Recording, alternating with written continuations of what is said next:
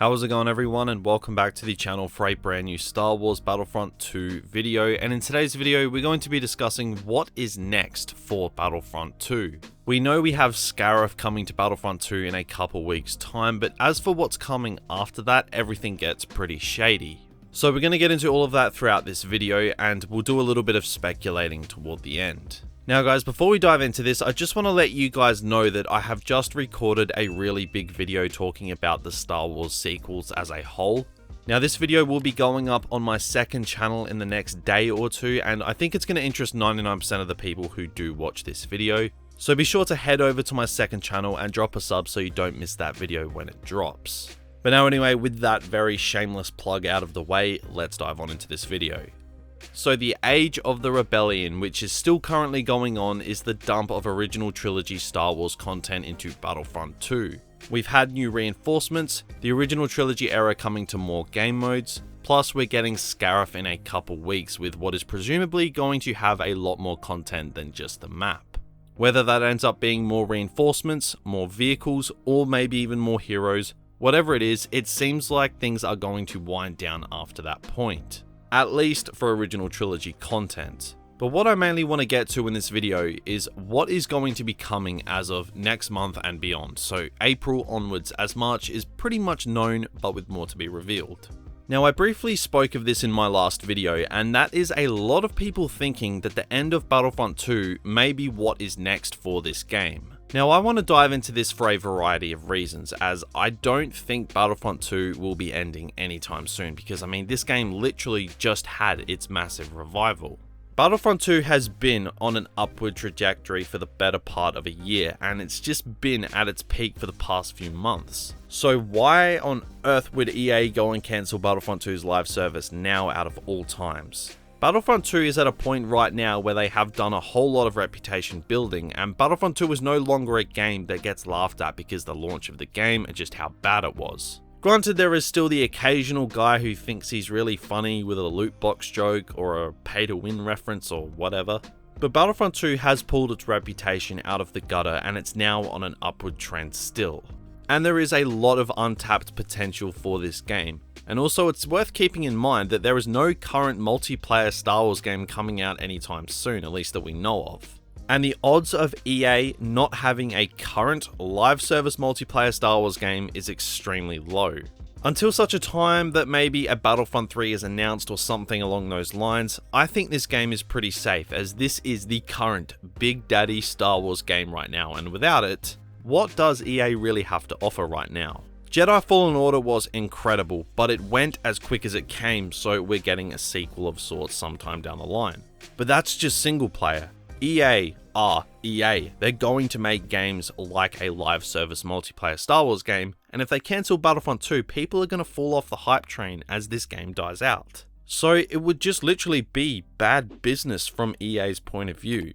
So I think that's mainly covered as to why I think Battlefront 2 isn't going anywhere next time soon. So the next thing for Battlefront 2 definitely is not its cancellation. But it is also worth noting that there is still content that DICE have talked about that we still haven't seen yet, which should at least settle people down until that content comes into the game. Most notably, the villain skins that DICE have been putting as a priority for the past couple of months, because we still haven't actually seen any of them.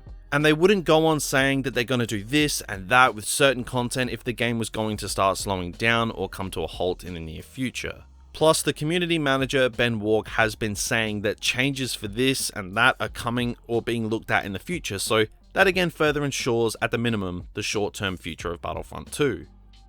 But now that I've discussed the cancellation and the end of the game and how it's not what's next for Battlefront 2, let's talk about content-wise. What could be next for this game? Now honestly, I think that Battlefront 2 will go back to the Clone Wars, I really do.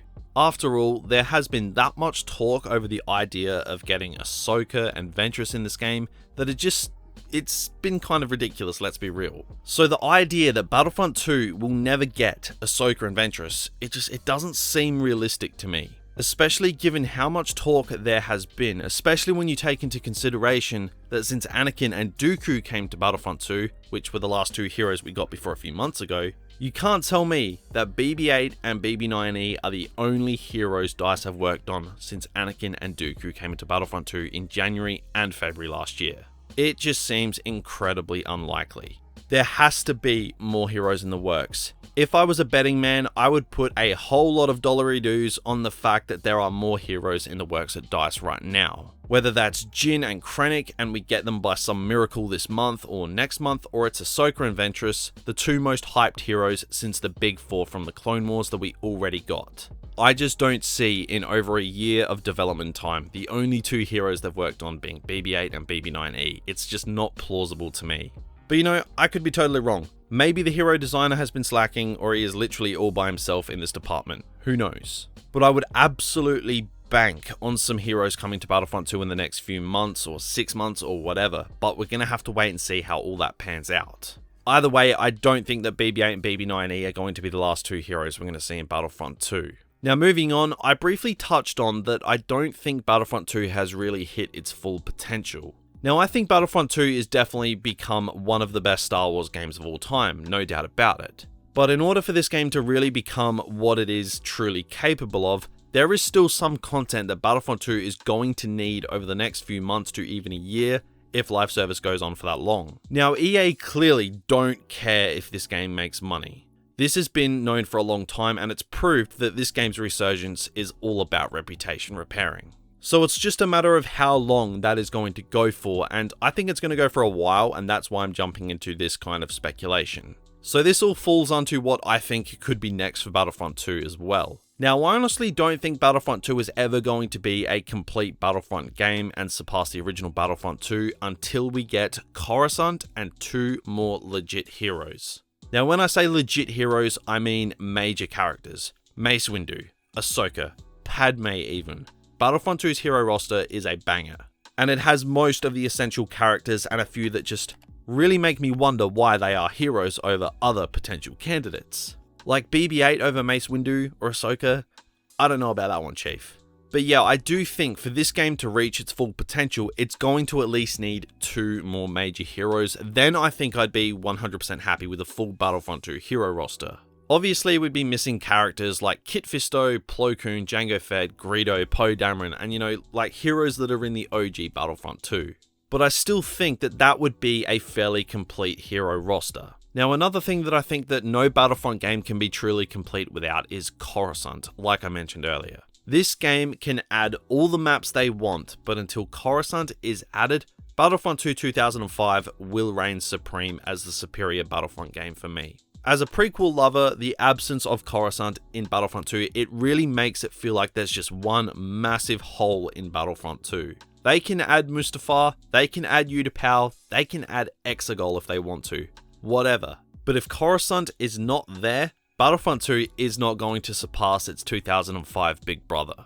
At least in my opinion. Coruscant is the center point of the entire prequel trilogy, but it isn't in Battlefront 2, and that's a little bit too big for me to ignore. Now, if they are going to make a Battlefront 3 and they want to use maps like Coruscant to help draw people in and market the game, or maps like Mustafar and other big and iconic locations that aren't in Battlefront 2, then that would be smart from EA's standpoint. But I think if you put out a poll asking what planet people want to see added to Battlefront 2 the most, I think 9 out of 10 people would say Coruscant, without a shadow of a doubt, because it is a major hole in Battlefront 2. But I mean, most of the things I've spoke about in this video should be taken with a grain of salt. Obviously, Battlefront 2 isn't going to be ending in the next few months, like a lot of people keep saying. I cycle through thousands of comments on a daily basis, and I see a lot of people saying it's all coming to an end, and it's kind of doing my head in. And I know that I've addressed this 2 videos in a row, but I just want to get the facts out there. Developer and community manager indications lead to this game going nowhere anytime soon. So if you are worried, don't be. But either way, we have what is shaping up to be an amazing looking update coming in a couple weeks time with Scarif that's probably going to have some unannounced goodies packed in there somewhere. But I think what is exciting is the open slate we have coming in the coming months. We could literally see anything over the next 6 months to a year in Battlefront 2. We could be jumping back into Clone Wars content, we could be getting a ton more original trilogy content, who knows. The only thing that's really guaranteed at this point is bug fixes, villain skins, and that's all we really know about so far. So like I said, take this speculation with a grain of salt. But guys, I want to know what you all think about this. What do you want to see next for Battlefront 2? More heroes, more maps, more modes, whatever it is, go ahead and let me know down in the comments.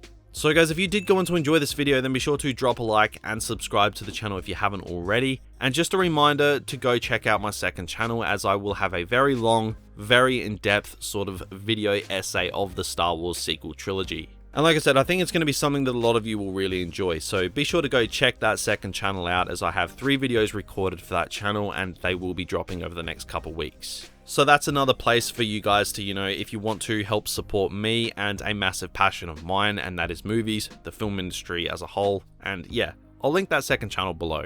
But that is going to do it for me today, guys, so I appreciate you all dropping by the video. Thank you very much for watching, have a great day, and I'll talk to you all again real soon.